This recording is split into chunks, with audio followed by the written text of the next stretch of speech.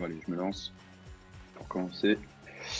Encore une fois, bonjour à tous. Ravi de vous retrouver ce matin autour du sujet de la convergence. Moi, c'est Vadim pour une rapide introduction. Donc, moi, je suis rapporteur de la commission publicité au sein de la Mobile Marketing Association France. Et effectivement, en fait, il y a un peu plus d'un an, on a créé ce groupe de travail autour de la convergence donc au sein de la MMAF pour analyser la place du mobile dans la communication média globale et d'étudier voilà, comment le mobile peut amplifier, peut créer des synergies avec les autres canaux médias. Je pense qu'on le sait tous autour de la table que 80% des Français aujourd'hui détiennent un smartphone et que la majorité du trafic digital est déjà, désormais effectué sur le mobile. Voilà, l'idée de ce groupe de travail, qui est donc l'idée par Mathieu Thébault, qui va nous présenter aussi une partie de la première keynote, ça va être de démontrer voilà, quelles sont toutes les stratégies possibles et surtout de mettre un petit peu des chiffres parce qu'on est tous au fait que le mobile, voilà, c'est un usage prépondérant, que c'est le premier point de contact entre une marque et le consommateur. L'idée, c'est de mettre quelques chiffres à l'appui pour montrer à quel point le mobile est vraiment au cœur des usages et de la consommation des Français et comment, effectivement, évidemment, les marques et les retailers peuvent l'exploiter à des fins publicitaires.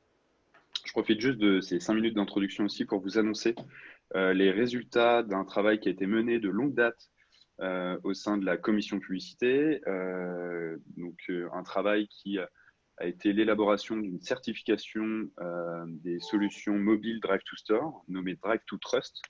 Et donc, aujourd'hui même, ce matin, on est fiers d'annoncer les 8 premières certifications. Donc, voilà, donc on a 8 acteurs du marché qui sont certifiés Drive to Trust. Et donc, je vous invite à surveiller ou à me poser des questions si besoin à ce sujet-là. Mais voilà, si vous souhaitez avoir plus d'informations, il y a des communiqués de presse qui partent ce matin. On devrait avoir quelques articles dessus. Donc, avec plaisir pour échanger aussi sur ce sujet et plein d'autres sujets de l'association, parce que dans la commission publicité, il y a aussi plein d'autres groupes de travail. Et au sein de la MMAF, il y a plein d'autres commissions également.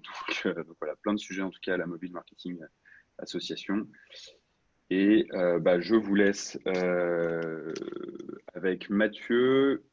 Mathieu, tu peux nous présenter le Oui, programme de la matinée? avec grand plaisir. Super.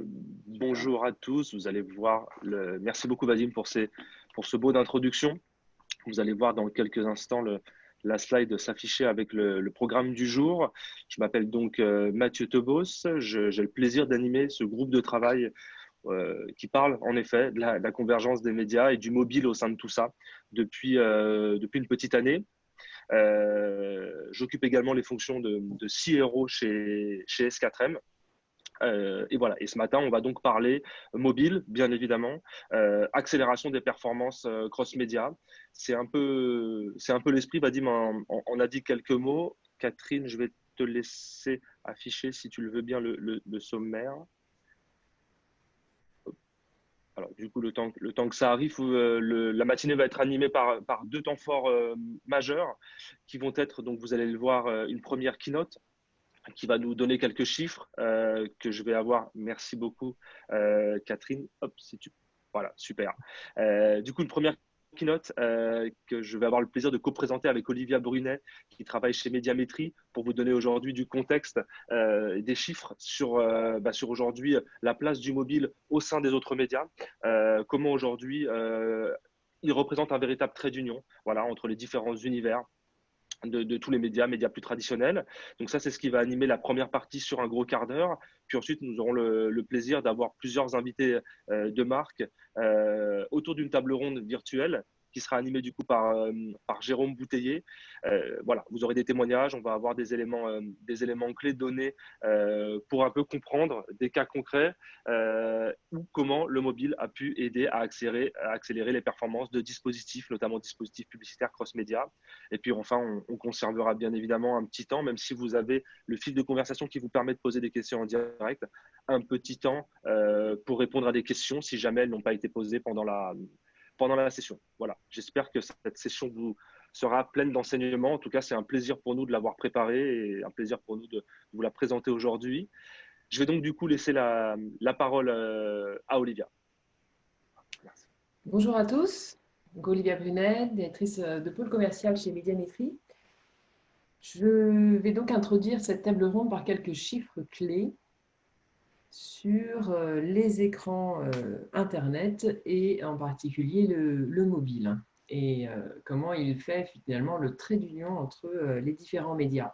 Donc avant de parler d'usage, on parle bien entendu de l'évolution de l'équipement, puisque sans équipement, il n'y a pas d'usage.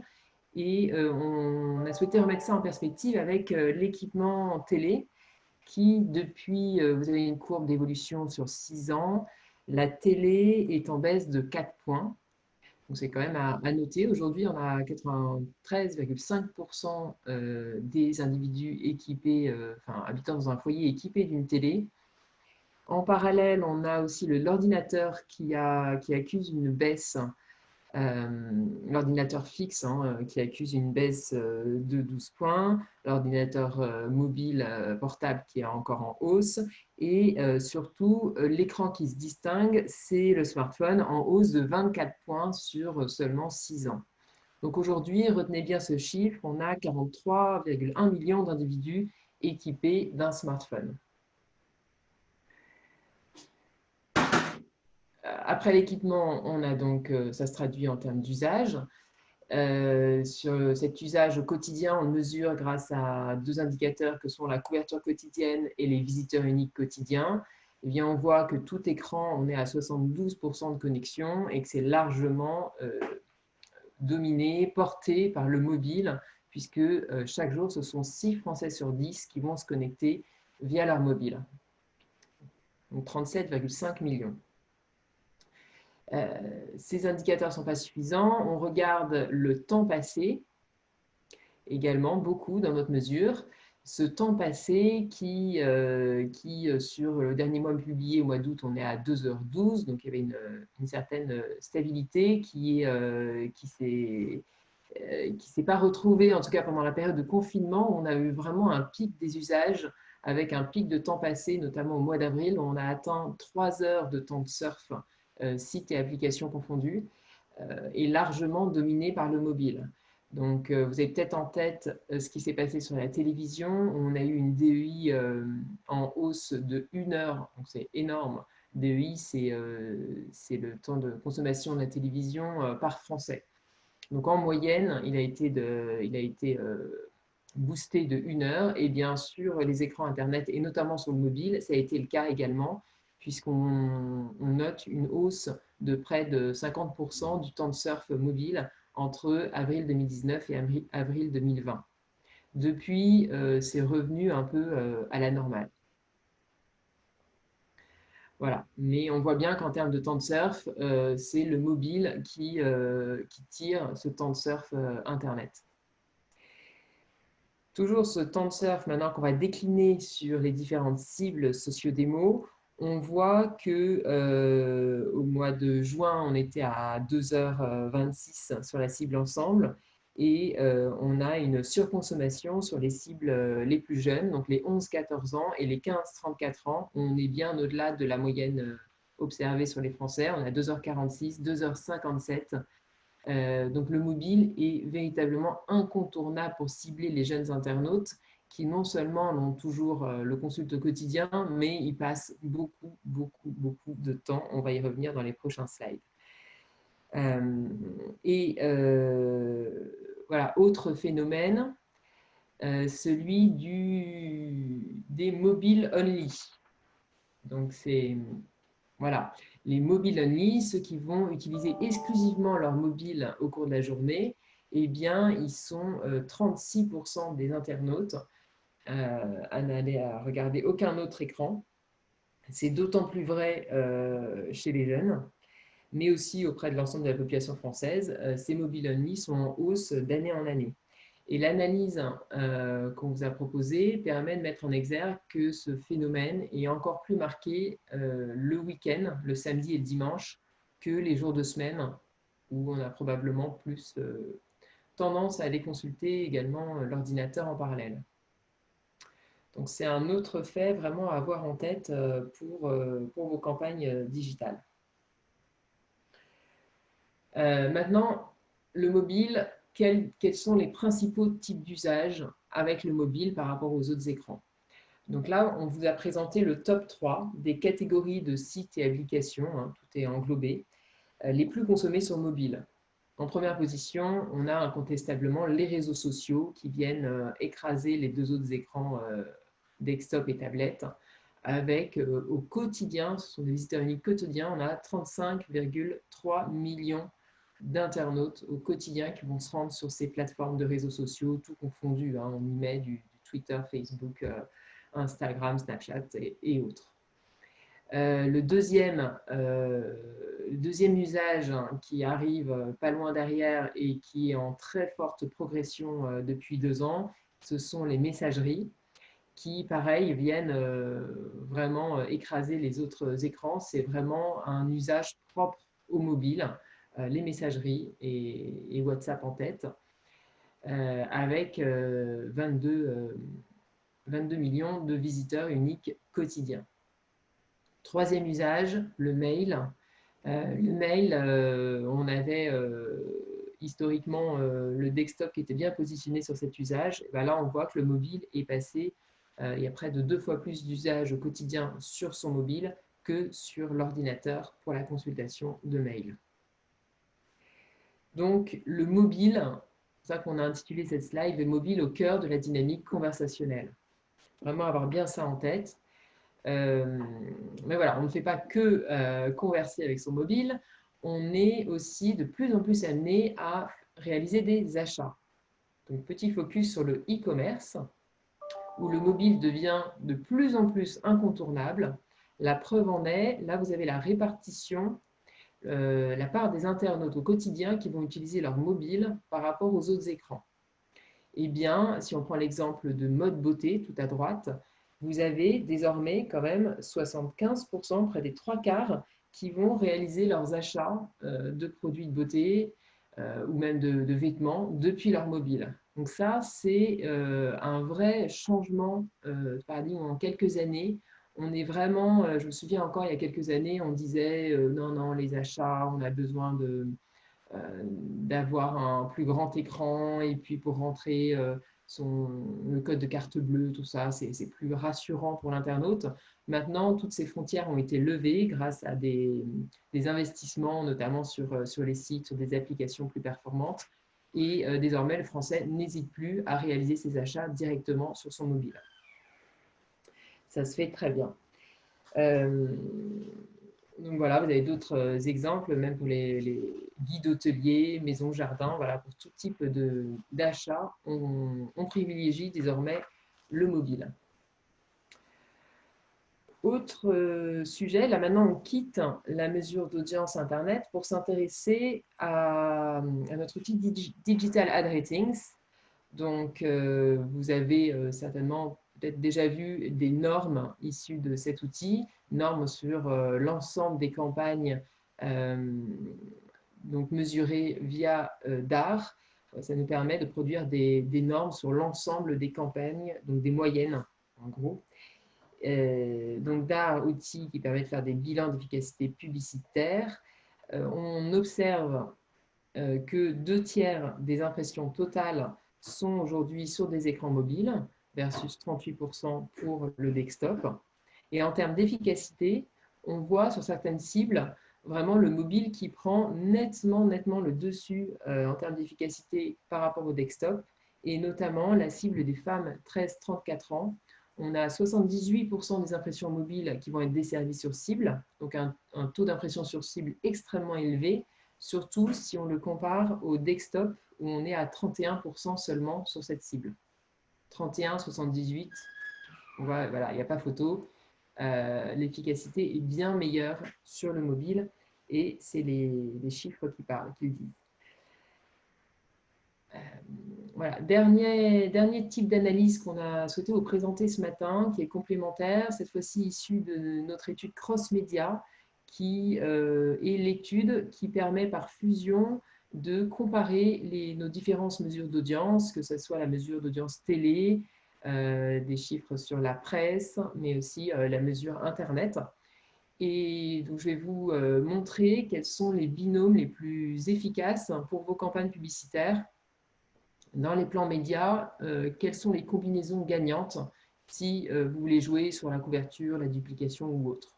Donc, premier binôme, celui d'un plan qui associerait la télé et le mobile.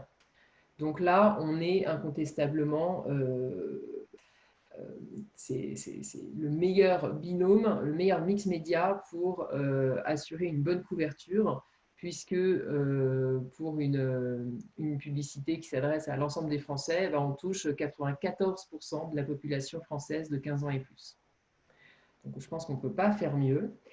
Et chose intéressante, c'est que si on veut aller toucher par notre campagne les 15-24 ans, eh bien, le mobile associé à la télé permet d'aller toucher les 41% de 15-24 ans qui ne regardent pas la télévision au quotidien. Donc ça se voit dans le taux d'exclusifs. Là, vous avez 40,8% d'exclusifs mobiles par rapport à la télé chez les 15-24 ans.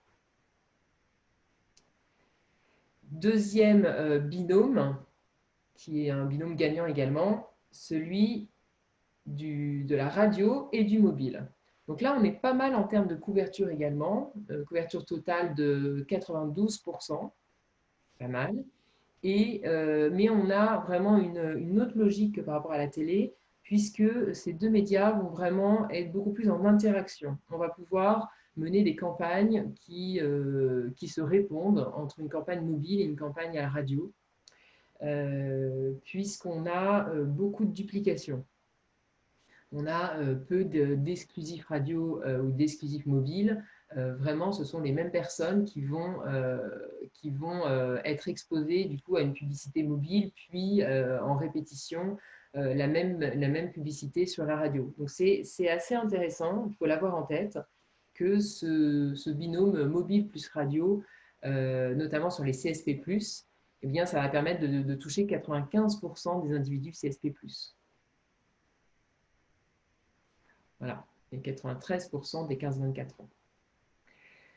Troisième binôme, celui du desktop associé au mobile, donc plus classique. C'est quand même performant, hein. Il va notamment chez les jeunes, chez les 15-24 ans, ça va permettre de couvrir 90% de ces 15-24 ans. Mais si on regarde dans le détail, on voit qu'il y a encore, au quotidien, il y a beaucoup d'exclusifs, que ce soit sur l'ensemble de la population et encore plus sur les 15-24 ans, il y a beaucoup d'exclusifs mobiles. Donc finalement, cette combinaison, elle est bien, mais elle est fortement portée par le mobile. Et peut-être un peu décevante si on veut être sur les CSP+, on le voit, la radio est sans doute plus complémentaire du mobile dans ce cas-là que le desktop. Dernier binôme, celui de la presse et du mobile. Donc là, en termes de couverture totale, on est à 82%. Ce qui est intéressant, c'est de voir ce qui se passe du côté des CSP+, où ces chiffres, on les a, hein, cette étude, on l'amène depuis des années, et on voit l'évolution d'année en année, où on a de plus en plus d'exclusifs mobiles CSP+. Donc pour s'informer, les Français, les CSP+, vont être en deux populations. On va avoir des pros mobiles, ils vont s'informer plus que via leur mobile, et puis d'autres qui restent attachés à la presse cote, donc au print, et qui vont rester sur le papier, même si on voit le taux d'exclusif print est faible, donc c'est-à-dire qu'ils consultent également en parallèle leur mobile. Mais voilà, quand même 87% des individus CSP+, seront touchés par un plan mêlant de la presse quotidienne et du mobile, avec des CSP+, de plus en plus nombreux à s'informer exclusivement sur le mobile. Voilà pour ce que je voulais dire en introduction de ce petit déjeuner. Je laisse la parole à Mathieu, qui va conclure. Merci Olivia. Rebonjour à tous. Donc, extrêmement intéressant. Alors, l'idée après ces premiers chiffres-là, c'est de donner des notions un petit peu macro sur quels vont être aujourd'hui les usages, quelles vont être les capacités que peut apporter le mobile versus les autres médias. Donc, en termes de conclusion, on vient de se rendre compte que le mobile, en effet, est au cœur très clairement de toutes les dynamiques. On l'a vu, hein, on parle de dynamique conversationnelle, on parle de dynamique commerce. Voilà, le mobile, aujourd'hui, on fait beaucoup de choses avec. Trois chiffres à retenir peut-être. 41 millions d'internautes qui ont effectué des achats en ligne au cours de ce second semestre, du deuxième trimestre 2020, pardon, même si année particulière, notamment sur le deuxième trimestre, c'est un chiffre très impactant.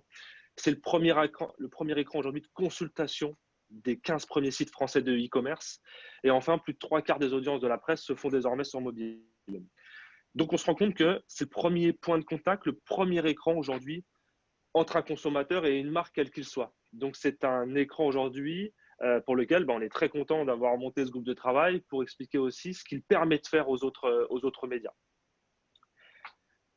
Autres éléments qui vont permettre de faire le trait d'union. Aujourd'hui, l'écran de tous les écrans, mais j'ai envie de dire également l'écran de tous les médias. Aujourd'hui, le mobile, c'est à la fois un device qui est multimédia. Alors, ça peut paraître très standard de le dire, mais c'est important parce qu'aujourd'hui, on consulte la télé sur mobile. Aujourd'hui, on écoute la radio sur mobile, on lit la presse sur mobile. Donc, en fait, aujourd'hui, on peut consulter tout un tas de médias, ce qui n'exclut pas, bien évidemment, de continuer à consommer ces médias dans d'autres contextes de façon importante également. Mais en complément, le mobile rassemble les écrans. Et enfin, on a tout un panel d'usage. Aujourd'hui, on fait, et ça recoupe parfaitement ce que nous présentait Olivia, on réalise bien sûr des achats et des paiements de façon de plus en plus nombreux.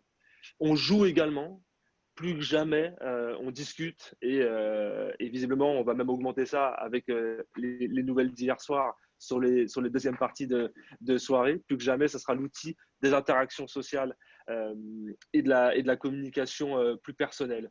Donc aujourd'hui, on se rend compte que c'est vraiment un écran qui centralise l'ensemble, sur lequel on peut avoir accès à l'ensemble des médias et un volume d'usage très important. Si aujourd'hui, on commence à faire un petit focus sur ce que peut apporter le média mobile dans le cadre d'une campagne digitale ou d'une combinaison aujourd'hui de différents médias. Aujourd'hui, le mobile, on se rend compte que c'est un vecteur de performance extrêmement important, un amplificateur de performance. Si je prends un exemple très simple, aujourd'hui, on a des médias traditionnels comme la presse écrite, comme la télé, comme l'outdoor qu'on n'a pas cité, mais qu'on va avoir le plaisir de voir un petit peu après, qui sont des médias extrêmement massifs et sur lesquels leur puissance ne peut pas être remise en question. Donc, ça pourrait être l'équivalent de superbes moteurs qui permettent d'aller très vite et d'aller très loin. Et au final, aujourd'hui, le mobile, et vous allez avoir le plaisir de le voir sur des cas concrets lors de la table ronde qui succédera à cette première keynote, agit comme un turbo aujourd'hui. Il permet d'aller encore plus vite. Pourquoi? Parce que c'est un média qui est extrêmement agile, qui est dynamique et qui est précis. L'agilité, on l'a parce que c'est un média sur lequel aujourd'hui on va pouvoir adapter des contenus assez rapidement, dynamique parce que, encore une fois, on va pouvoir réagir assez facilement dans la façon de pouvoir dispenser un message, et la précision parce qu'aujourd'hui, je pense que c'est le seul média que vous postez dans votre poche, peu importe les actes que vous réalisez. Que vous déplaciez en voiture, que vous soyez à la maison, au travail, c'est un média qui finalement, correctement contrôlé, permet aussi de comprendre vos déplacements et de comprendre ce que vous faites. Donc aujourd'hui, c'est un véritable vecteur de performance. Donc ça, c'est premier élément, vecteur de performance. On en trouve un exemple. Hop, Catherine, je te laisse. Voilà, top. On y reviendra après, donc je n'insiste vraiment pas sur cette chose-là, mais on s'en rend compte. Nous aurons les acteurs de la table ronde qui en parleront.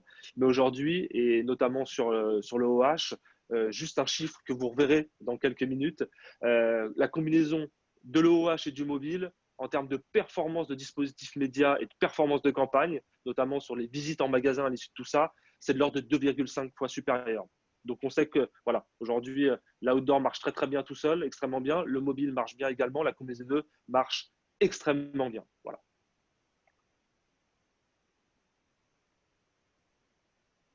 Hop, on retrouve également ce cheminement-là. Aujourd'hui, si on reste sur cet axe-là, on se rend compte aujourd'hui, on a une puissance, on a un taux d'activation qu'on ne peut pas enlever à l'outdoor. On a aujourd'hui des gens qui, quand ils voient une publicité outdoor, se disent tiens, je vais aller consulter sur mon téléphone portable la plupart du temps, en tout cas dans plus de 2 tiers des cas, pour aller faire une recherche.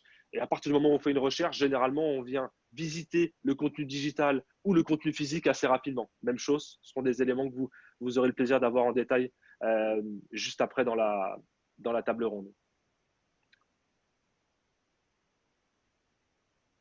Et enfin, on a dit que le mobile apportait aux autres médias un accélérateur de performance.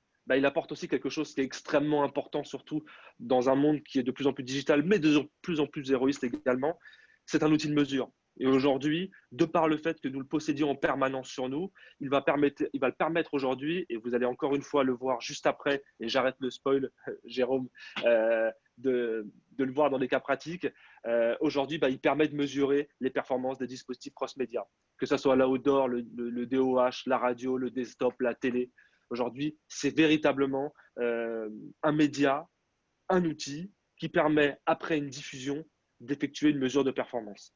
Et ça, c'est clé parce que ça vient apporter cette valeur ajoutée-là. Et aujourd'hui, ça vient également pouvoir potentiellement guider certains investissements publicitaires et démontrer réellement que la combinaison et la convergence des médias apportent de la performance et de la performance qui est donc mesurée.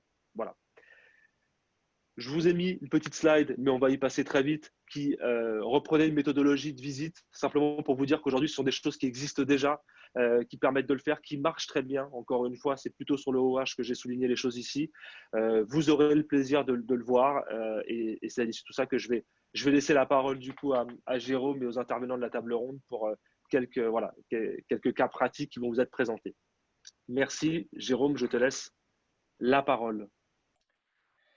Merci Mathieu, bonjour à toutes et à tous, vous êtes de plus en plus nombreux à nous avoir rejoints et on va passer sur la deuxième partie de cette matinée avec une table ronde et des retours d'expérience concrets de la part à la fois de spécialistes du média, du mobile et également un représentant du groupe PSA et de la marque Citroën. Et donc, je vais vous demander à tous les quatre, Arnaud Clément, Maud Ménan, Cyril Lucorne et Sandrine Préfaux, d'allumer vos caméras, d'allumer vos microphones. Et on va peut-être commencer, Sandrine, si vous êtes là, par vous présenter très rapidement, en quelques mots, en quelques chiffres, en quelques dates. Donc, vous êtes Managing Director France de S4M. On aurait dit il y a quelques temps un spécialiste de la publicité mobile, mais aujourd'hui, c'est bien plus que ça. Oui, tout à fait. Donc, juste, si je dois me présenter en quelques mots, donc après un parcours annonceur, quelques années chez Procter & Gamble, j'ai eu un parcours pendant de longues années en agence chez Cara puis Viséum. Et puis, voilà, un rapide passage chez Adrexo qui distribue l'imprimé publicitaire. Et je suis arrivée effectivement en début d'année chez S4M. Alors, en quelques mots, S4M, c'est effectivement une plateforme mobile Drive to Store. Je ne vais peut-être pas en dire plus maintenant puisqu'on va y revenir, mais effectivement, l'ambition, c'est d'en faire une plateforme omnicanal. Cette plateforme a été lancée en France en 2011 et aujourd'hui, on est présent à l'international, notamment aux États-Unis, dans différents pays d'Europe et puis en Asie. Voilà, en quelques mots. Merci Sandrine. À vos côtés, il y aura dans quelques instants Cyril Hucorne, directeur études, data et marketing produits chez JC Deco. Bonjour Cyril, est-ce qu'on peut présenter aussi en quelques mots, en quelques chiffres, ce grand nom français de la communication et notamment de la communication extérieure? Oui, bonjour Jérôme, bonjour à tous. Effectivement, un grand nom, le leader du mobilier urbain et donc de cette dimension servicielle autour de l'équipement des villes pour l'amélioration de la vie des citoyens. Un groupe qui a été créé en 1964 par le fondateur, donc Jean-Claude Decaux. Aujourd'hui, c'est effectivement plus d'1 million de phases publicitaires, puisqu'effectivement, face à ce mobilier urbain et serviciel, on le produit en échange entre guillemets de la publicité. C'est plus d'1 million de phases publicitaires. À l'échelle de la France, c'est plus de 180 agglomérations dans lesquelles on a une activité publicitaire, 120 000 phases. Et également un développement dont on pourra parler un petit peu plus tard, qui est un développement effectivement aussi ce qu'on appelle le DOH, donc du digital urbain, avec une présence également dans cette dynamique servicielle et une projection de plus de 1800 écrans en France dès 2021. Très bien. On accueille également Maud Ménan, Industry Manager, notamment de l'automobile pour Waze. Waze, l'une des marques du groupe Google. Bonjour Maud. Oui, bonjour Jérôme, bonjour à tous. Ah, Maud Menant, ravie de rejoindre ce panel. Je suis responsable des secteurs auto et mobilité pour Waze France. Waze, vous connaissez, l'application communautaire qui conduit aujourd'hui plus de 15 millions d'automobilistes sur les routes de France, partout dans le monde, et qui est au cœur des sujets de mobilité à travers ses nombreuses collaborations avec la communauté et les villes. Pour notamment un combat, réduire le trafic dans nos villes. d'accord. Et puis également une forte dimension média, on le disait, 15 millions d'utilisateurs et différentes initiatives dans la publicité dont on va parler dans quelques instants. Et on accueille également Arnaud Clément. Bonjour Arnaud, qui est responsable marketing APV, c'est après-vente, hein, c'est ça chez Citroën? Exactement. Tout à fait, responsable marketing à présent. Donc, c'est vraiment une activité à part entière, hein, complètement indépendante de la vente automobile. Aujourd'hui, on a un réseau de plus de 2000 points de vente, 500 gros points de vente qu'on va appeler les concessionnaires et les succursales, et environ 1700 agents, donc des structures beaucoup plus petites dédiées vraiment à l'après-vente. Et donc votre mission, c'est de convaincre les gens qui ont un véhicule, notamment Citroën, de revenir dans les concessions pour tous les services d'entretien notamment ou d'amélioration de véhicules, hein, c'est ça? Alors, la mission au global, elle va être de définir avec les groupements une stratégie globale sur l'ensemble de l'année et de répondre à cette stratégie par des plans d'action ponctuels qui vont nous permettre justement d'avoir des coups de boost sur les activités de nos points de vente en mettant à leur disposition de chacun d'eux des outils marketing, des outils digitaux qui leur permettent de faire du business indépendamment de ce que pourrait proposer le constructeur en local. Très bien. Merci en tout cas à tous les quatre pour ce premier tour de présentation. On va donc aborder au cours de cette table ronde deux cas très concrets. Et on va démarrer avec un premier cas qui a réuni S4M et JC2Co autour de la complémentarité entre le mobile et l'affichage extérieur. Sandrine, on peut revenir un petit peu sur la genèse de ce projet? Oui, tout à fait. Donc peut-être effectivement quelques mots sur notre vision chez S4M, c'est effectivement que le mobile tout seul, ça fonctionne bien, on l'a vu avec tous les chiffres présentés tout à l'heure, mais couplé à d'autres médias, c'est mieux. Donc c'est vraiment, on l'a vu, hein, le complément idéal à d'autres médias. On est convaincu que la convergence des médias permet de démultiplier l'efficacité des actions. On l'a vu, ça permet d'amplifier les messages puisqu'on multiplie les opportunités de contact. Ça permet de booster les performances cross-média. Et puis, on a vu qu'on peut en mesurer l'efficacité et on y reviendra. Donc, en fait, notre plateforme mobile devient omnicanal. Et c'est dans cette logique-là que, assez naturellement, voilà, on a monté un partenariat avec JC2Co. Donc, le partenariat qu'on a monté, il s'articule autour d'une offre qu'on a appelée Street to Store. Ça consiste à monter des campagnes OH et mobile en synergie pour renforcer effectivement l'efficacité des dispositifs et puis pouvoir mesurer cette efficacité. On l'a vu tout à l'heure avec Mathieu, ce partenariat, il est venu de quelques chiffres aussi hein, qu'on a vus et qui le rendent légitime puisque 66% des consommateurs utilisent leur smartphone après avoir vu une publicité affichage. Donc là, on se dit que c'est tout à fait pertinent de se rapprocher du coup de JC2Co. Et puis, 88% des consommateurs qui recherchent un magasin sur smartphone appellent ou se rendent en magasin dans les 24 heures. Donc, tout ça milite vraiment pour cette création d'offres Street to Store. Alors, concrètement, dans le cas Nespresso, qu'est-ce que ça veut dire cette synergie dont je suis en train de parler? C'est une synergie de ciblage. On géocible dans les mêmes zones de chalandise que l'OH. C'est engager les audiences avec des contenus dynamiques, personnalisés. On utilise vraiment les deux médias pour ce qu'ils peuvent apporter en termes de format créatif et on les fait interagir entre eux. Et puis, on mesure l'impact des visites sur la synergie, sur le bimédia. Donc, on l'a vu tout à l'heure. Mathieu nous en a dit 2 mots, mais c'est vrai qu'on prend trois populations. Les populations exposées uniquement à une campagne affichage, la population exposée au mobile seul et puis la population exposée aux 2 médias. Et on voit que la double exposition est efficace puisqu'elle génère en moyenne 2,5, elle fait x2,5, on va dire, sur le taux de visite ou sur le nombre de visites générées. Dans le cas de Nespresso, il y avait 19 magasins qui étaient concernés par l'opération. C'est ce qu'on a observé en moyenne, un taux de 2,5 fois supérieur sur les visites générées, sur ces populations donc exposées aux 2 médias. Donc, c'est ce qu'on a développé avec toutes ces synergies. On est très drive to store pour le moment et très KPI business puisqu'on est vraiment sur des visites générées. On s'est d'abord attaqué au secteur du retail, mais Cyril va nous en dire quelques mots. On va aller bien plus loin dorénavant. Oui, je vois qu'il y a déjà d'autres références sur ce slide.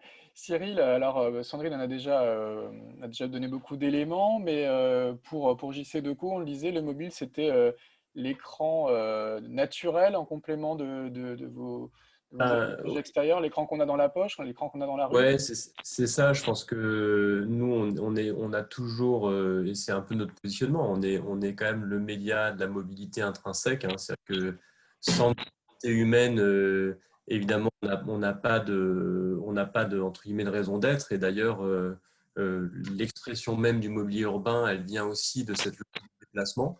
Donc, c'est vraiment ce qui constitue. On rappelle que vous avez démarré avec les abribus. Hein, et que voilà.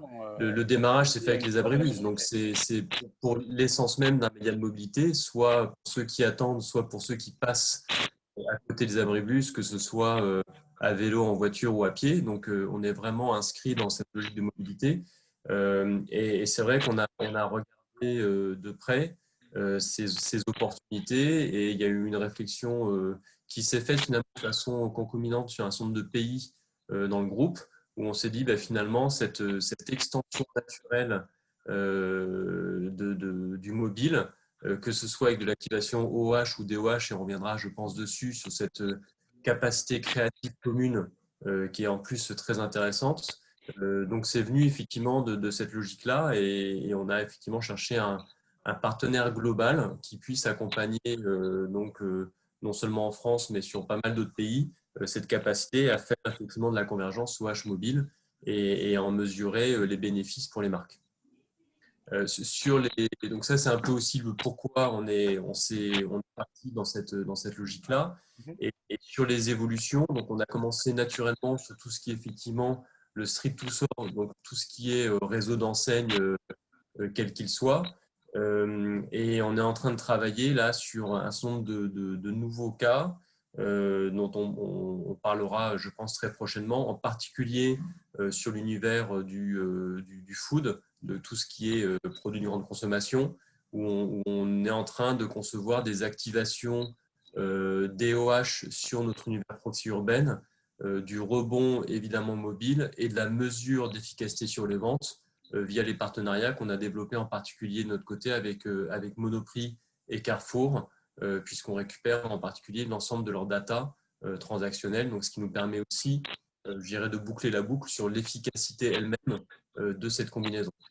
D'accord. Et on reviendra peut-être un peu plus tard sur les spécificités au niveau de la mesure, mais en tout cas, on note une vraie efficacité. Les 2 médias combinés sont plus efficaces que chaque média pris individuellement.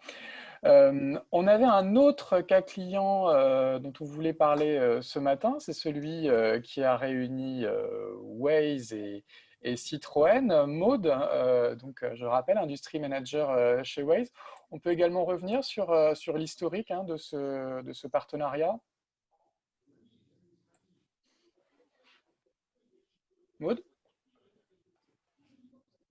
Maud, je ne sais pas si on vous entend. Je crois qu'on ne vous entend pas, Maud. Je peux prendre le relais en attendant. Arnaud, oui. Arnaud, allez-y. Alors, en fait, c'est vrai qu'au départ, l'idée nous est venue l'année dernière d'essayer de faire un point ensemble et de voir comment on pouvait démultiplier dans une période de fin d'année qui historiquement est difficile pour les après-ventes, de se dire qu'est-ce qu'on pourrait faire pour justement booster un peu l'activité des ateliers en période de rentrée où en général, les familles ont plus à se soucier de payer leurs impôts et de s'occuper de la rentrée des classes des gamins.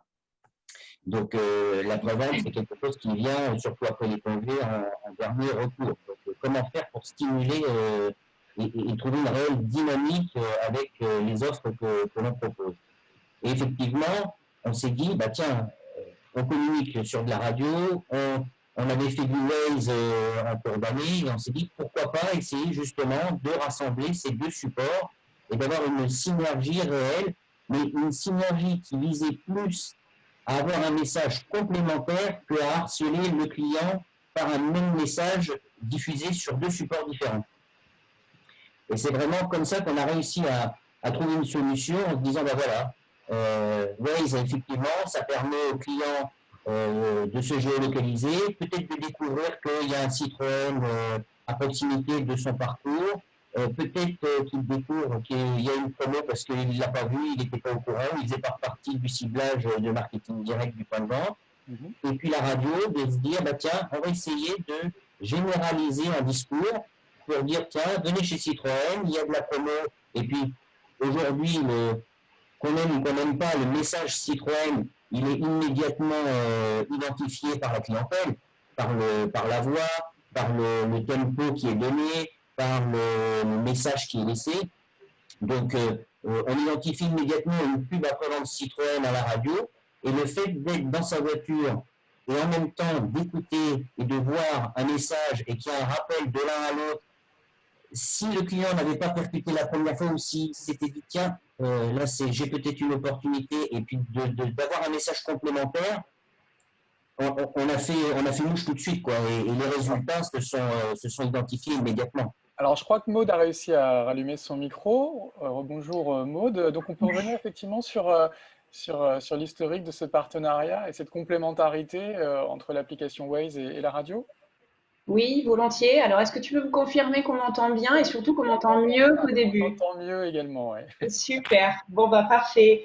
Oui, alors, pour compléter ce que tu disais, Arnaud, et je t'en remercie, nous, ce qu'on a à la base, hein, la genèse du projet, ça a été, il y a un petit peu plus d'un an, on avait on avait créé un panel, on avait interrogé des conducteurs utilisateurs de Waze sur leurs habitudes d'écoute radio, et on retombait finalement assez proche des grandes études de médiamétrie, notamment sur l'usage d'écoute de ce média-là, où on avait quand même aujourd'hui 70% des conducteurs, 78% des conducteurs qui écoutent la radio, et dont 23% qui l'écoutent quasi exclusivement en voiture. Comme vous le savez, Waze est un média qui est utilisé à 100% et exclusivement en voiture.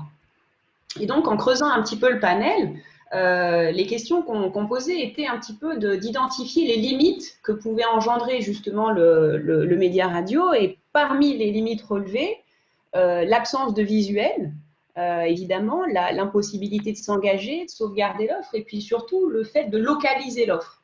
Et c'est là qu'on a eu l'idée, qui n'est pas une idée basée sur une intégration technologique, mais plutôt une idée de finesse de média plan, pour répondre à la problématique de comment mieux exploiter l'inventaire mobile de Waze, justement dans une logique de synergie. Et donc, on a travaillé cette synchronisation qu'on a pu voir à l'écran entre deux formats. Donc, le quart d'heure radio au spot à spot. Donc, on a travaillé là-dessus avec l'agence média pour récupérer effectivement l'intégralité du plan radio sur sa durée. On précise que vous n'écoutiez pas la piste audio des startups qui proposent ce genre de fonctionnalité. Là, c'était vraiment une synchronisation avec le plan média de l'agence. Voilà, on avait deux critères qui étaient importants pour nous. Toucher un conducteur avec un rappel visuel du message, donc une synergie créa, dans le quart d'heure d'écoute et au plus près des concessions. Donc, vraiment deux critères importants pour l'opération en termes de ciblage. D'abord, celui de la proximité avec la concession. Donc, il fallait se trouver dans un rayon assez proche de la concession pour pouvoir avoir la bannière. Mais en plus, être au volant et à l'arrêt complet à ce moment-là dans le quart d'heure d'écoute. Donc, voilà un petit peu pour le détail, on va dire, de la synergie. Et on peut revenir sur les chiffres, du coup, et l'efficacité de ce couplage? Oui, bien sûr. Pour rappeler justement le troisième objectif de ce couplage a été justement d'en mesurer la performance. Et on a collaboré avec Mediacom et Groupe M pour justement intégrer au sein du post-test radio une population qui serait auditeur, conducteur, mais également auditeur, conducteur et utilisatrice de Waze. Et ainsi, on avait nos différents groupes, effectivement, post-test, pour pouvoir étudier sur les principaux KPI de marque, donc awareness, reconnaissance, trafic en concession, pouvoir étudier l'impact sur les différentes populations. On constate 2 chiffres forts. La reconnaissance du spot. Alors, excusez-moi, c'est pas grave, mais ils sont inversés. Donc, la reconnaissance du spot qui était quasiment multipliée par 2, donc on faisait plus 46% de lift sur la population double exposée versus la population qui n'entendait que le spot radio, ce qui prouve bien effectivement la stratégie de Citroën de dire on renforce un message visuel en plus d'un message audio, et donc sur le même territoire d'offres, le même territoire d'actualité, et ainsi on favorise la reconnaissance du spot, plus 46%, et on stimule la population intéressée à se rendre en concession, à aller voir ses opérations commerciales en concession avec un lift de plus de 38%. Dans les valeurs absolues, chez Waze, on a remonté plus de 40 000 navigations avec le GPS à destination des garages Citroën pendant la durée de l'opération. C'est très très gros chiffre, Arnaud, ça. Ah oui, ça c'est considérable. Alors après, de pouvoir assurer que le chiffre est réalisé, et quand je dis chiffre, c'est chiffre d'affaires, c'est-à-dire jusqu'à l'acte final de la vente, là c'est là où c'est le plus dur, parce que le client, il est sur son parcours, il n'avait peut-être pas l'intention d'aller chez Citroën tout de suite. Mais sur la période, effectivement, on a quand même une hausse du chiffre d'affaires dans les zones représentatives qui est intéressante. Très bien. En tout cas, merci aussi à tous les deux pour les premiers éléments sur ce cas client. On va poursuivre notre discussion en élargissant au-delà de ces deux cas clients sur votre vision un peu de la complémentarité. Et je voulais qu'on rebondisse un petit peu sur les chiffres qui ont été donnés par Médiamétrie. Est-ce que le premier intérêt de la complémentarité entre ces deux écrans, c'est tout simplement le reach? Sandrine, peut-être chez S4M, on le voit, le mobile, c'est vraiment un moyen d'aller chercher des audiences supplémentaires, notamment des audiences qui sont aujourd'hui exclusivement sur le mobile et qu'on ne peut plus toucher avec des médias traditionnels. Oui, c'est intéressant parce qu'on parle souvent des masses médias qui finalement pourraient peut-être se suffire à eux-mêmes. Et on voit effectivement, et donc là, dans notre cas, nous, si on parle de l'affichage, on sait qu'il est activé pour sa puissance, pour son maillage du territoire, donc on pourrait imaginer que c'est suffisant. Et c'est vrai qu'on voit que le mobile va permettre de surpresser des zones qu'on aura identifiées grâce à la précision de la géolocalisation et donc d'amplifier le message. Et c'est vrai qu'avec tous les petits consommateurs des masses médias qu'on voit, on voit qu'effectivement, il y a une grande quantité d'exclusifs en mobile qui vont permettre de renforcer significativement le reach. Donc, et ça, on a vu tout à l'heure sur des cibles jeunes ou CSP+, mais c'est vrai que ça se vérifie sur toutes les cibles. Et c'est ça qui est intéressant, c'est aujourd'hui le mobile, il n'est pas effectivement réservé aux jeunes ou aux CSP+. Tout le monde l'a dans sa poche.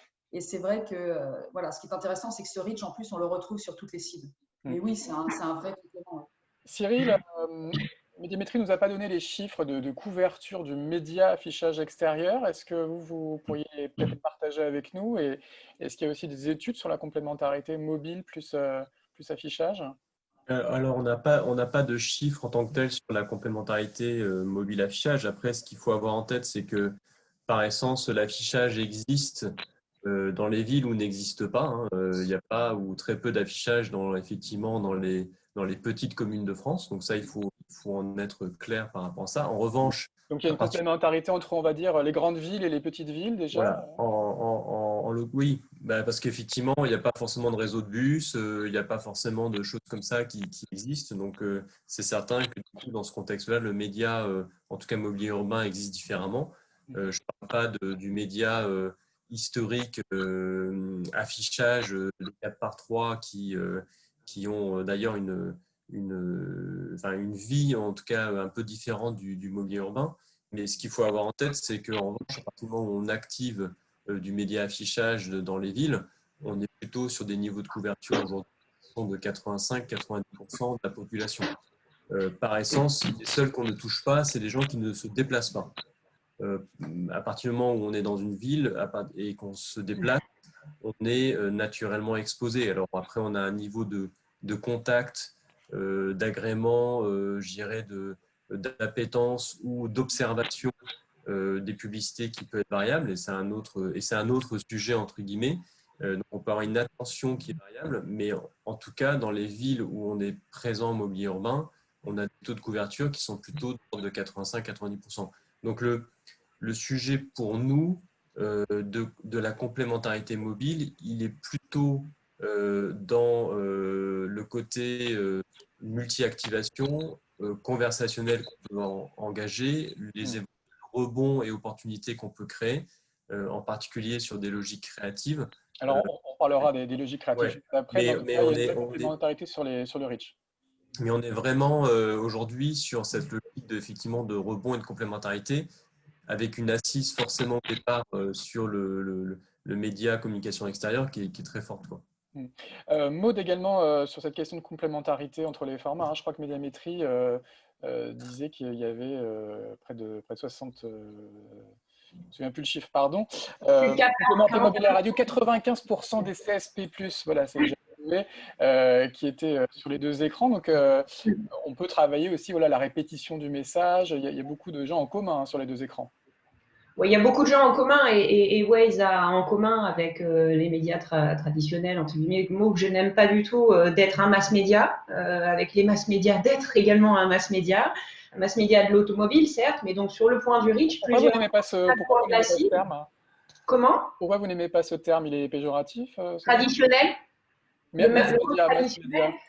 Dans mon parcours, j'ai beaucoup travaillé dans les groupes médias, que ce soit presse et télé, et je pense que, du haut de mes quelques quinzaines d'années d'expérience en médias, j'ai toujours eu le sentiment que ces médias-là avaient su suivre la vague du digital, s'adapter, faire preuve d'agilité. Donc le mot traditionnel me plaît pas beaucoup, mais justement, on a l'impression d'être, nous, dans notre segment de marché, qui est le marché de la voiture, être également un mass média sur le sujet du reach. Effectivement, un point intéressant à relever, je trouvais un petit peu plus haut dans les statistiques, c'est de voir que le mobile est un média consommé par une cible très jeune. Et effectivement, ce que peut apporter Waze là-dessus, c'est une audience un petit peu plus senior, un petit peu plus, effectivement, déjà, c'est des conducteurs, ils ont le permis, ils ont plus de 18 ans. Ils disposent d'une voiture, ils se déplacent majoritairement effectivement aujourd'hui entre le domicile et le travail ou les courses. Donc il y a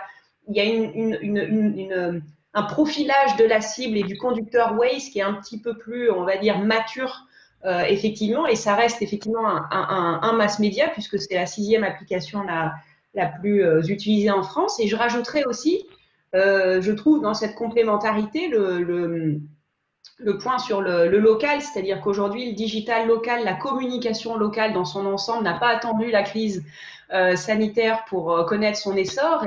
Et je pense que plus que jamais, aujourd'hui, les consommateurs privilégient un commerce de proximité. Et donc, il y a cette capacité à augmenter l'inventaire localement, donc le reach, et jouer cette synergie avec ces grands médias, presse, affichage, boîte aux lettres, radio, etc. Arnaud, également un mot sur la complémentarité. C'est un moyen de toucher des gens qui n'écoutent peut-être pas la radio, notamment les plus jeunes, les 16 millions de mobile only. Alors, je dirais les plus jeunes, peut-être pas, parce que nous, notre clientèle, elle sera plus aux alentours des 40 ans et plus. Donc, on est jeune à 40 ans, Arnaud. Non, mais en effet, disons que c'est à partir de 40 ans où la clientèle va commencer à nous intéresser parce que c'est elle qui est en général propriétaire de son véhicule, c'est elle qui va s'occuper de son entretien, c'est elle qui va peut-être acheter un second véhicule pour les enfants. Donc, c'est quelque chose qui… et quand on voit qu'à partir de 50 ans, les gens ne touchent leur mobile qu'une heure, ça veut dire qu'il faut être concis, il faut être clair et net dans l'offre, dans le dispositif, mais il faut faire mouche tout de suite. Et donc, il est important derrière d'avoir ce retour et cette mesure sur le dispositif mis en place, parce que effectivement, là, on est en période de crise, les budgets, évidemment, vont être revus à la baisse. Et je pense que chez Citroën et dans l'ensemble des constructeurs, il n'y aura peut-être pas une manne financière aussi importante qu'on avait les années passées. Et donc, il va falloir faire mouche tout de suite et avoir un ciblage optimal et avec des supports, effectivement, mobile à toute sa place. Très bien. Je voulais qu'on échange aussi tous les quatre rapidement sur la dimension créative et comment jouer la complémentarité entre les écrans. Sandrine, comment vous avez appréhendé cette question pour Nespresso? Parce que finalement, le format pub mobile et le format affichage extérieur, c'est souvent des formats créatifs qui se ressemblent. Donc, c'était simple de travailler là-dessus? Alors, effectivement, donc l'enjeu, il est bien d'afficher les pubs mobiles auprès des personnes qui passent à proximité des magasins ou des affiches.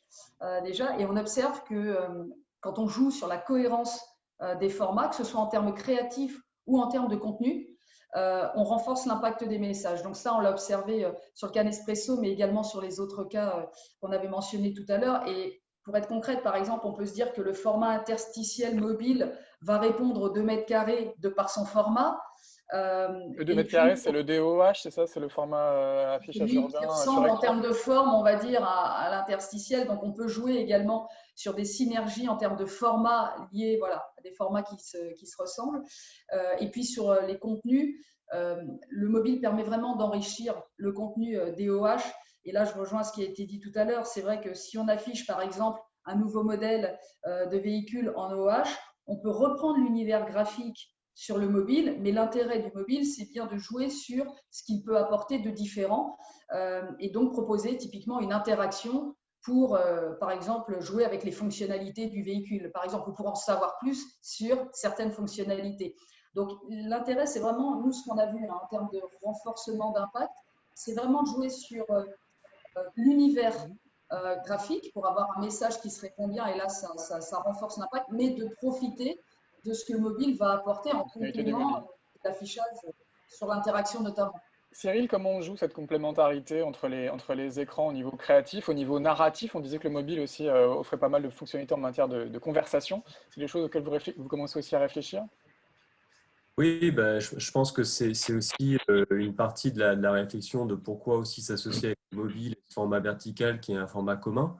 Je pense qu'effectivement, quand on regarde à quoi ressemble une affiche dans un abribus ou un écran digital urbain, c'est effectivement du 2 mètres carrés vertical. Donc, ce sont des formats qui sont totalement intégrables de ce point de vue-là.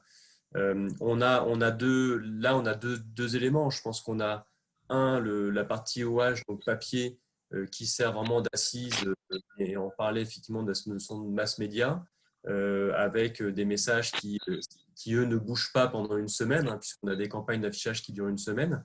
On peut aussi proposer ce qu'on appelle du temps long, donc, dans lequel effectivement les marques s'inscrivent pour faire du directionnel, changer de message, mettre en avant des semaines spécifiques.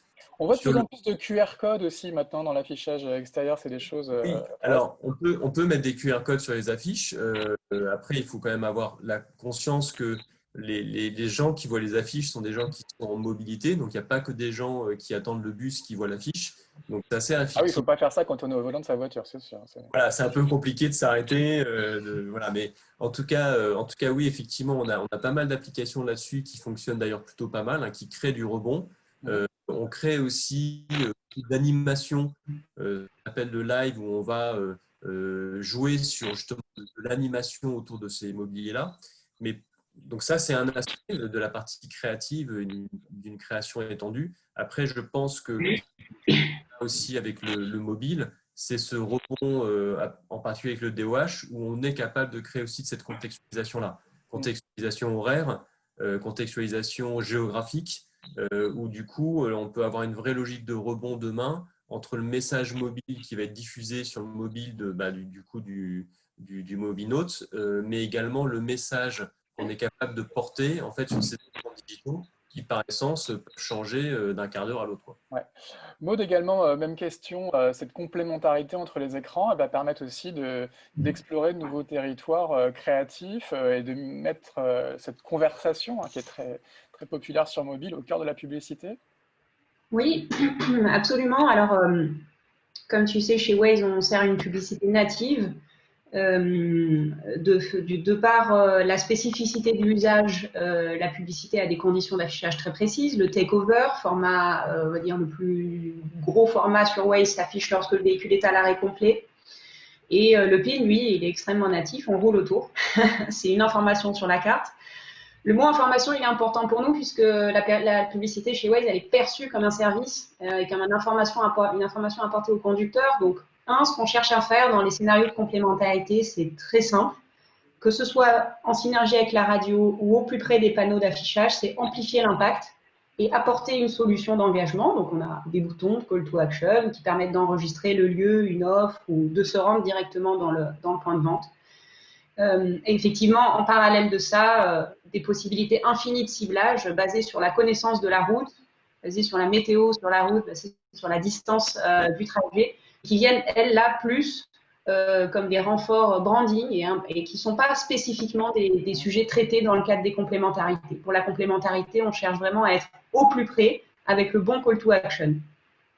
Arnaud, cette complémentarité entre les écrans, est-ce qu'elle va vous pousser peut-être à réinventer aussi les formats publicitaires? Il y avait pas de voie de retour forcément à la radio ou à la télé. Avec le mobile, on va pouvoir faire des choses nouvelles, non? Alors, déjà, sur tout ce qui était marketing direct, on avait déjà initié il y a quelques années le QR code. Donc ça, c'est quelque chose qui a permis vraiment de donner plus d'informations sur des sujets ou de diriger ou de rediriger un client sur un thème particulier sur le site de la marque. Parce que là, l'usage commence à se massifier, hein, celui du QR code. Il y a de plus en plus de gens qui savent qu'on peut flasher ce petit jeu de mots croisés. Avec Paragon et puis l'ensemble de nos imprimeurs, on essaye de regarder aussi l'ajout de puces NFC. Donc ça, c'est… Alors, les smartphones Android aujourd'hui sont normalement tous compatibles, mais bon, après, il faut avoir une application qui soit compatible pour lire les tags, quoi. Voilà. Par contre, jusqu'où va cette limite, ça aujourd'hui, je ne sais pas, dans le sens où je crois qu'il faut être relativement près de ce type d'affichage pour, je crois que c'est une dizaine de centimètres ou quelque chose comme ça, pour avoir une information. Donc, en tout cas, vous allez intégrer en tant qu'annonceur cette complémentarité entre les écrans et peut-être briefer vos agences pour qu'il y ait un jeu de rebond entre tous ces écrans. Exactement. Et ce que je souhaite, c'est que, et c'est là où je veux aller vraiment, c'est que l'interaction, elle se fasse sans qu'il y ait une obligation du client à aller chercher l'info. C'est-à-dire que il est à la gare, il y a sur un écran quelque chose d'affiché, le client l'a vu ou ne l'a peut-être pas vu, mais immédiatement une interaction qui pourrait se faire sur le smartphone, comme un SMS ou un email qui apparaît. Donc le client va regarder son smartphone et va avoir une complémentarité avec l'affichage. Il va se dire, bah, tiens, je vois la pub, tiens, j'ai l'info, il a tout en même temps. D'accord. Alors, on va aborder un dernier point ensemble, c'est celui de la mesure. Sandrine, le mobile, c'est un sujet d'activation, mais c'est aussi un sujet de mesure, y compris les autres médias. C'est un sujet sur lequel vous travaillez chez S4M. Tout à fait, ouais. Alors, on sait que la mesure, c'est un gros sujet, que c'est une des priorités des annonceurs.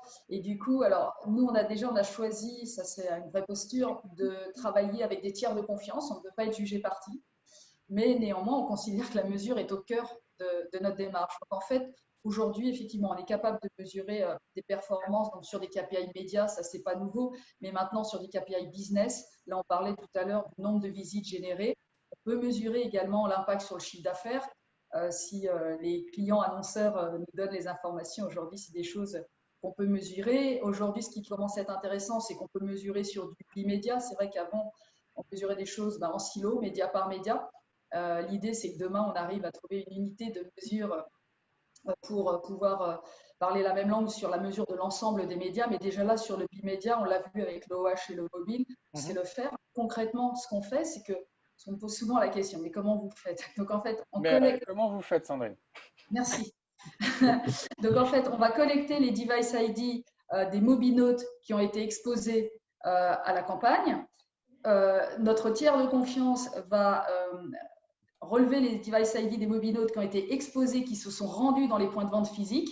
Et nous, on a développé une technologie Fusio qui match ces ID. C'est comme ça, voilà, qu'on est capable de mesurer les choses. Donc, assez simplement. Et effectivement, dans les mois qui viennent, on va aller plus loin. On échange aujourd'hui avec d'autres mass médias. On l'a vu, hein, mais on est un Oui, vrai la télé adressée qui arrive, il y a beaucoup de choses. Voilà, exactement. La télé adressée qui va permettre effectivement de mesurer les choses avec les box des FAI. Moi, je crois beaucoup également à la synergie mobile prospectus et pour les retailers, c'est un enjeu majeur. Ah bah, il faut qu'ils et se dépêchent si les prospectus sont interdits. Comment? Il faut qu'ils se dépêchent parce qu'il y a des projets pour peut-être interdire le prospectus. Ouais, bon, ça, je pense que c'est pas pour demain. Vu ce que ça génère comme trafic, je ne suis pas convaincue. Mais en tout cas, le mobile a cette capacité de mesurer la performance des autres médias. Oui, parce qu'aujourd'hui, par exemple, si on prend le prospectus, on sait, on connaît les iris, les boîtes aux lettres dans lesquelles c'est distribué. Donc, voilà, à nouveau, dès qu'on va pouvoir aller chercher des coordonnées XY, on va pouvoir mesurer. Donc, aujourd'hui, les choses sont lancées et effectivement, je pense que ça va s'intensifier dans l'année, dans les 2 années qui viennent. Ouais. Cyril, également un mot là-dessus. Grâce au mobile, on est capable effectivement de voir les flux de trafic qui passent à proximité de vos panneaux d'affichage et de suivre aussi ces flux de trafic en boutique. Hein. C'est formidable aussi cette fonctionnalité qu'a le mobile. Oui, je pense que en fait, quand on parle de mesure, il y a beaucoup d'éléments derrière la mesure. Hein. Il y a la mesure d'audience qui, aujourd'hui, je pense que le mobile n'est pas encore prêt, entre guillemets, que ce soit d'un point de vue technique et couverture, pour opérer de la mesure d'audience massive, que ce soit sur de la radio ou sur de l'affichage en particulier. Il y a de la mesure à travers ce qu'on appelle des insights, hein, donc c'est de qualifier effectivement des populations, des consommateurs qui auraient été présents en fait sur des zones données, sur des temps donnés. Et puis effectivement, il y a la mesure au sens de l'efficacité, donc à la fois de l'attribution et de l'efficacité. Et c'est vrai que nous, c'est des sujets qu'on avait entamés depuis pas mal de temps, puisque on n'est pas un média qui est connecté en permanence effectivement avec des indicateurs. Donc c'est quelque chose sur lequel on a dû travailler pour essayer, grâce au mobile, de pouvoir, et donc de la géolocalisation, de pouvoir à la fois connaître finalement des individus qui étaient en contact en fait avec la campagne d'affichage et de comprendre si ces mêmes individus avaient généré du trafic supplémentaire en magasin. Et donc c'est des initiatives qu'on a lancées, je dirais en parallèle des sujets d'activation, mais pour effectivement pouvoir mesurer de l'uplift de visites en magasin, et donc de montrer l'impact d'une campagne OH ou DOH sur le trafic. Et même un média non digital comme le OH se retrouve de facto avec une forme d'interactivité et de capacité d'analytics qu'il n'avait pas avant, quoi. C'est un peu le sujet, c'est qu'aujourd'hui alors pour le coup on est un média vraiment offline, hein, surtout sur du papier ou même sur du DOH. Papier école, ouais. La seule façon de le reconnecter, c'est effectivement de trouver des approches qui nous permettent justement d'aller retravailler sur de la donnée dite constatée. Et par essence, comme on a un média de mobilité, la seule façon à la fois de comprendre si quelqu'un est passé devant un panneau et s'il a été en magasin, c'est d'avoir aujourd'hui des mobiles qui permettent de le faire. Après, la complexité, elle est dans la mesure elle-même, puisqu'il faut arriver en fait à justement identifier des individus qui seraient dans des territoires où je parlais tout à l'heure du fait qu'on a 85% de couverture sur une ville. Il faut quand même arriver à trouver des individus qui sont soit très exposés à l'OH ou au DOH et des individus qui seraient sous-exposés pour mesurer l'impact réel de la campagne. Et la complexité, elle est là. Bien sûr.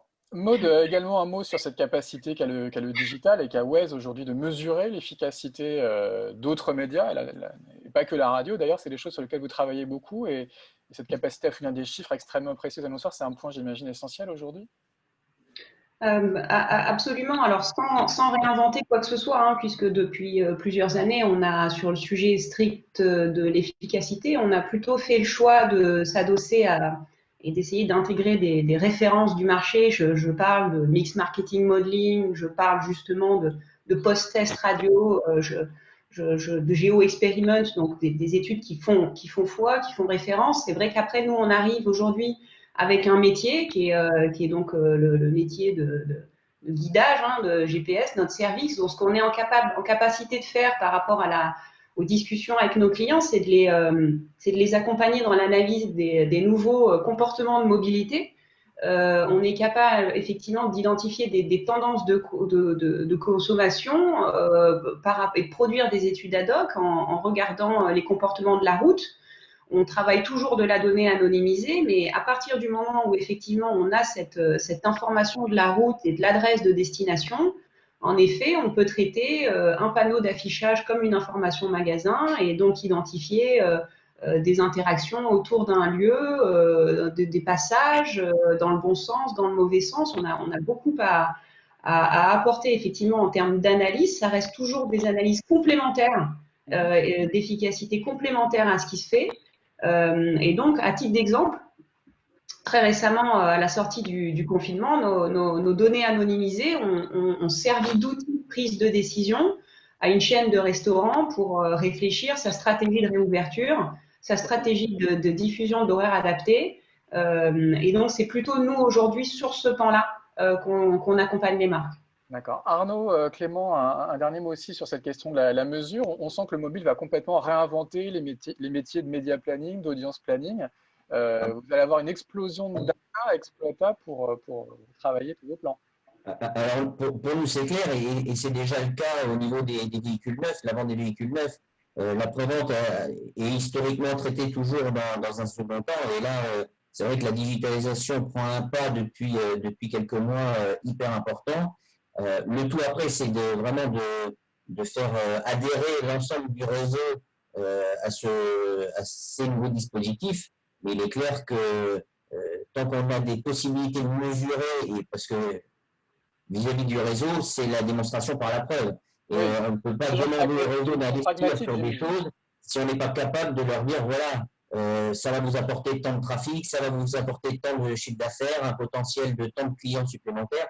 Si on ne peut pas leur prouver aujourd'hui, ils ne suivront pas. Et le contexte économique faisant, ils n'investiront pas un centime s'ils n'ont pas une assurance derrière pour leur garantir un retour, quoi. Très bien. Et c'est aussi pour ça d'ailleurs que la Mobile Marketing Association s'est associée au CESP pour proposer des labels, pour certifier un peu à la fois les segmentations, les activations et la mesure du Drive to Store. Merci à tous les quatre. Je vais vous demander un hashtag de conclusion. Alors, vous savez, sur Twitter, les hashtags sont assez courts. Sandrine, ça serait quoi votre mot de conclusion? Alors, je dirais le hashtag le mobile, le seul média à portée de main et donc à portée des autres médias. Très bien. Et on invite évidemment tout le monde à découvrir les solutions S4M, solutions de pub mobile, mais pas que. Également Cyril Hucorn pour JC2Co, un petit mot de conclusion. Oui, alors moi ça va être, je vais sortir pas mal de chiffres, mais qui sont plutôt des codes. Un premier qui est le 2 plus 2 égale 5 autour des valeurs d'attention. Donc 2 secondes d'attention mobile, 2 secondes d'attention OH crée 5 secondes d'attention complémentaire. Et on sort une nouvelle formule aujourd'hui qui sera communiquée, qui est le P carré plus C égale 5. Alors je fais un peu de teasing, et celui-là est plus compliqué, donc je vous invite à le retenir et à en découvrir un peu plus dans les heures qui viennent, qui est aujourd'hui aussi autour de cette complémentarité mobile, médias de la rue et créativité égale valeur d'attention multipliée. Très bien, merci Cyril pour ces chiffres, ces équations de conclusion. Maud également, un hashtag pour terminer. Oui, ce sera le hashtag convergence. Les Français, peut-être vous ici dans cette conférence ce matin, actuellement passent plus d'1h30 dans leur voiture tous les jours. Donc on interpelle les marques sur comment tirer parti de ce moment de mobilité avec Waze et avec les acteurs de l'affichage et de la radio notamment. Hashtag convergence. Très bien, merci Maud de Waze. Arnaud également, le hashtag de conclusion pour Citroën. Alors pour Citroën, je dirais que la complémentarité fait la force. Donc on a fait des tests, ça a fonctionné. Maintenant, je suis ouvert à toute proposition de complémentarité avec le smartphone et à tout dispositif. Donc je suis prêt à foncer à partir du moment où on démontre que ça peut marcher. Très bien. Chez Citroën, vous êtes des gens pragmatiques. Exactement. Merci à tous les quatre pour ces témoignages, cette table ronde passionnante sur la convergence des médias. Il est déjà 10h19, donc je crois qu'on n'a pas trop de questions. On va passer au au slide de conclusion. Catherine a eu un petit problème technique apparemment avec une coupure Internet dans son quartier, mais on a quand même les slides. 2 prochains rendez-vous le 5 novembre avec un petit déjeuner virtuel donc dédié au Drive to Store, et on aura l'occasion sans doute de reparler de tous ces projets de certification qui ont été menés par la Mobile Marketing Association et le CESP. Et a priori, le 9 décembre, le Mobile Marketing Forum, le mobile au cœur des médias, au cœur de l'industrie. Notez d'ores et déjà ces 2 dates. On vous donne rendez-vous sur nos différents supports. Vous pouvez nous retrouver sur les nouveaux sites, notamment mobilemarketing.fr, qui est le nouveau site de l'association, et sur les réseaux sociaux. Et n'hésitez pas à rejoindre le travail de la commission publicité mobile et convergence avec Mathieu, qui a un mot tout à l'heure. Je ne sais pas si Mathieu veut conclure cette session. Mathieu? Merci. Oui, Jérôme, un rapide mot, en effet, il est 10h20. Merci à vous tous. Merci aux membres du groupe de travail, à la MMA et surtout à tout l'auditoire qui s'est mobilisé pendant presque 1h30 aujourd'hui. Merci à tous les intervenants. Voilà, ça a été un plaisir. J'espère que le contenu a plu. En tout cas, nous, on a été ravis de le préparer. Et en effet, donc ça, c'est issu du groupe de travail Convergence au sein de la commission de publicité de la MMA. N'hésitez pas à le rejoindre. Vous avez mon mail qui est présent. On est ravis de pouvoir échanger mensuellement avec beaucoup de personnes qui partagent beaucoup d'idées pour nourrir un petit peu ce type de réflexion. Encore une fois, merci à tous. Ça sera pour moi le mot de la fin. D'accord. Très bien. Merci. Bonne fin de matinée. Au revoir. Au revoir, merci à vous. Merci, au revoir. Au revoir, merci.